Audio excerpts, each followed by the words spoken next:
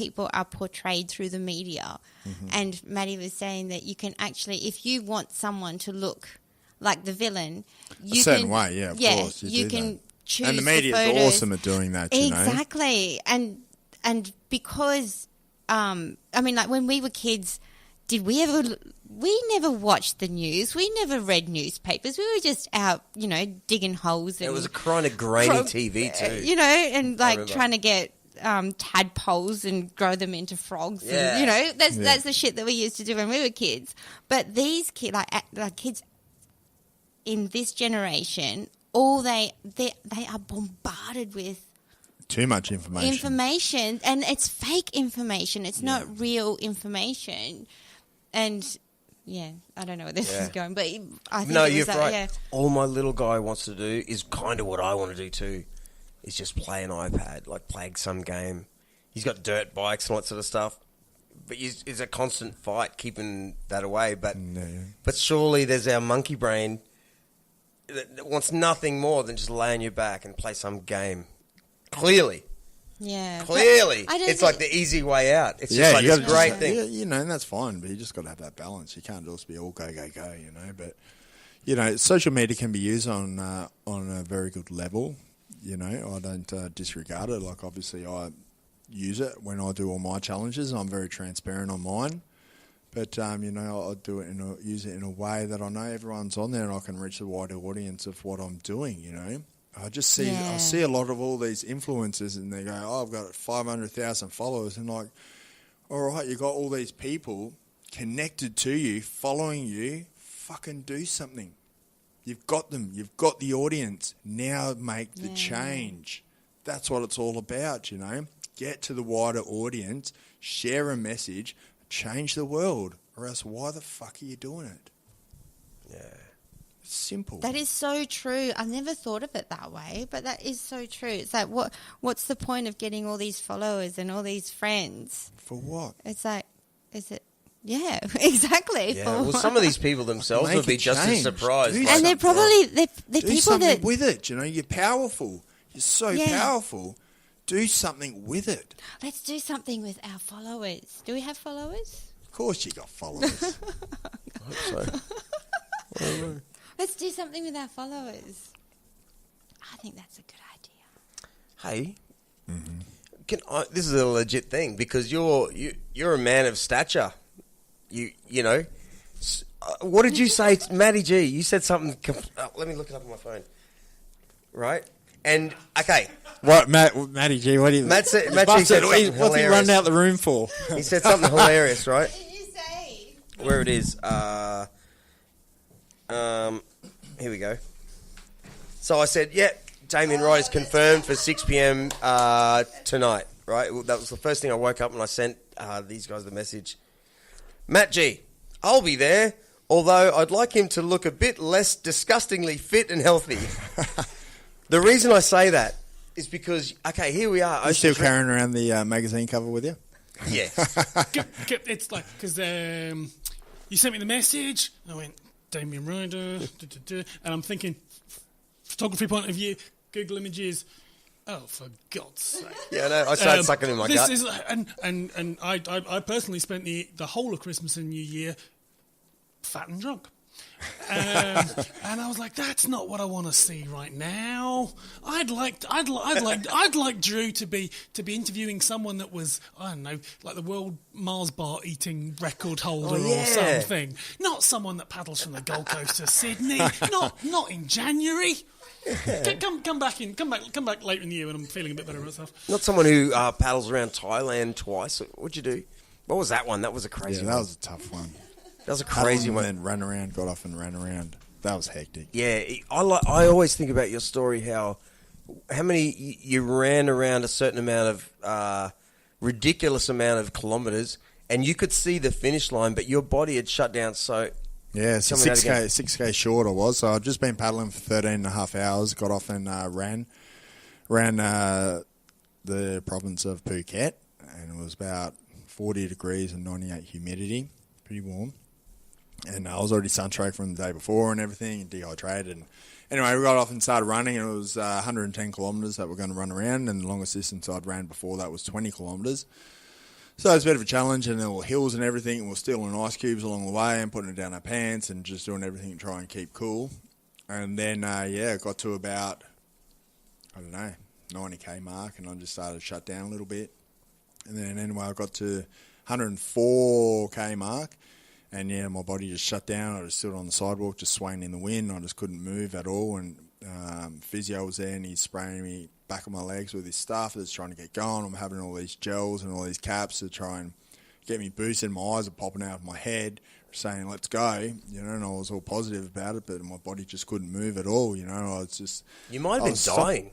Well, I might have been dying. It was kind of like that, I thought I was moving, but I was just standing there, and 20, 25 minutes, tried to get moving. My foot wouldn't move, not at all. And then I had to fall into the car and went to the end point where the other two guys were and just said, "Hey, that's it," but then I couldn't walk at all still. And then it was a 3-day challenge. So later on that afternoon, I got up and I started just sort of shuffling along a bit, and then got my mate to drop me back there so I could finish off that last 6 Ks.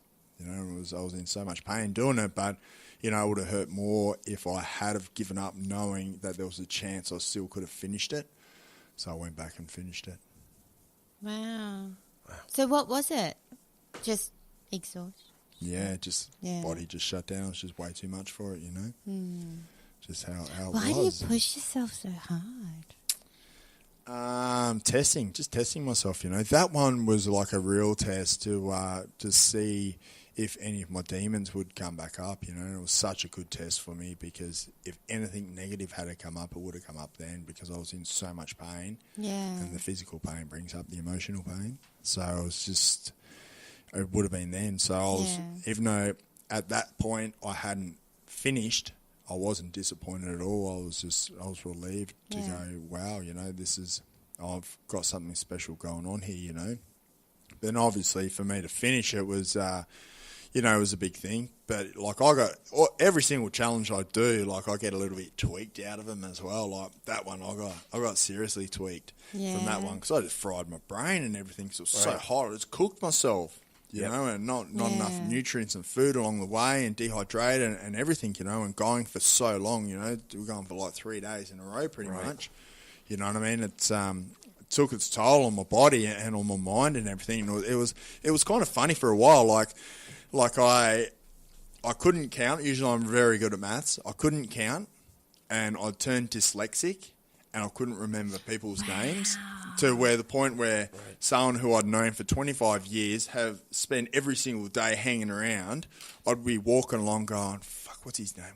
Wow, for how long did that happen? So it was for about 6 months, and I'd look at signs and I'd look at signposts and I couldn't see it. Like the words are just jumbled around. Like I couldn't read. It was but I was still fumbling my way through because I'd go, oh, well, I know that says stop because I know what a fucking stop sign is and that sort of thing, but I couldn't really read it. And then it got to a point where I thought, all right, well, I've got to change this. Hey, I can't keep going on like this because I got to a point where it was kind of funny. And then I was just like, shit, all right, let's do another test of myself and let's change this. So I started practicing counting, and I was counting my breaths and started real simple, how many steps it takes for me to go from crack to crack to over the ear to stepping over the road to everything, know. Yeah. And then just starting to read things and reading it back and then remembering people's names and saying their names. And you damage yourself. Damage. Yeah, break it all the way back down, and then it just flicked over again. And it's all totally normal and stuff now, but it was Isn't that crazy, though? It was just... You are crazy. Seriously. Yeah, it's hectic. It was hectic. People don't understand these things, No, I don't understand He says hectic, we say crazy. No, because, dead set, is it okay to bring up your past? Yeah. Yeah, because I saw... on one of the YouTube videos that I think it was when you did the Gold Coast or Surfers to Bondi, your dad was quite violent towards you. It wasn't my dad, it was my mum's partner. Oh, it was your mum. Okay, yeah. All right. You have to see that film, by the way. Oh, I don't know that I can. Tonight, I'll send it to you. I'll try. I will try. No, it's great. It's actually uplifting. As horrible as it is, that's the beauty of this film. You've got to... That's what I mean. I'm sure everyone. That's why it's so highly rated because it's like far out. But so many it people makes you feel just good for this guy. No, I totally agree with you. Like, and that's why I think when I say you're crazy, I think I'm not. No, did I say crazy? Yeah, you did did. say crazy. You No. cold woman. But I don't mean it in a bad way. I like. It's so much easier to turn into a drug addict or an alcoholic with that kind of past, you know. I tried all that. And, like, not only did you overcome that in a wholesome way, but everything, like, you know, I don't know, if I had brain damage, I'd just give up. I'd just be like, okay, put me in a wheelchair, you know. But you seem to go, oh, this isn't good. I have to change this. This isn't good. I have to change this. So there's something in your brain that is like so immensely strong, I think, you know, that keeps you from not going. Yeah.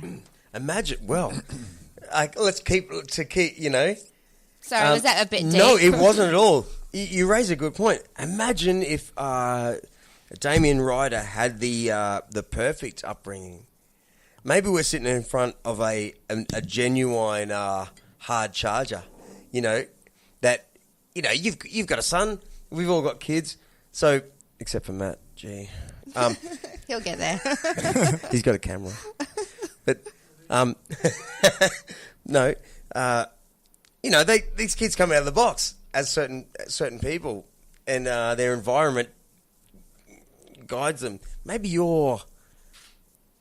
I think you're like a lot of these poor kids strong. may go drugs and bad, and they never get out of that hole.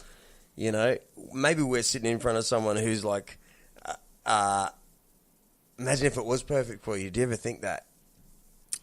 Would you be the same champion? Yeah, would you? Well, how can I ever answer? You It's something I can't, can never yeah. answer. You know, I get asked that a lot.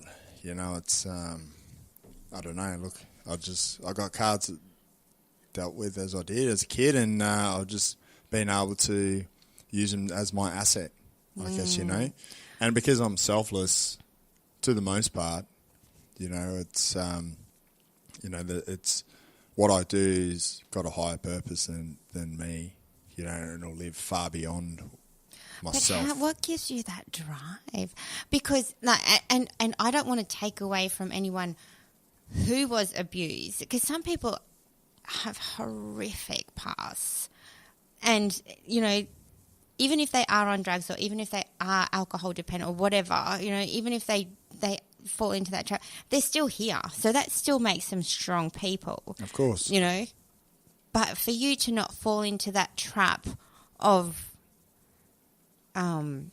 abusing yourself as well as... I did that the best. I was the best at it. Really? Oh, shit, yeah. Oh, do you mind sharing that? Or do you want to just, like... Oh, I've got a film about it. It's okay. I don't mind. Oh, I saying don't know anything, the film. You know? I'll try and watch it.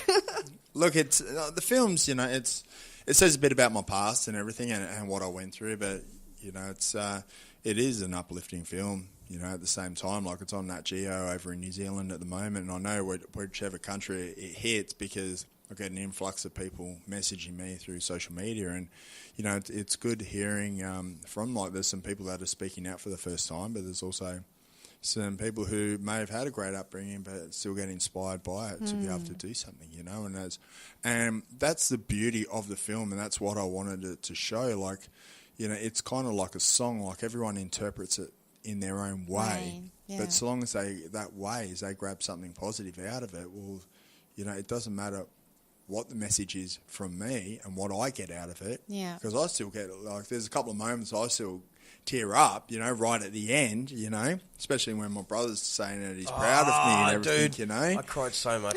You know, it's just, don't do that to me. now. I can't watch it then. You don't understand how good this film is. It makes you feel so lucky.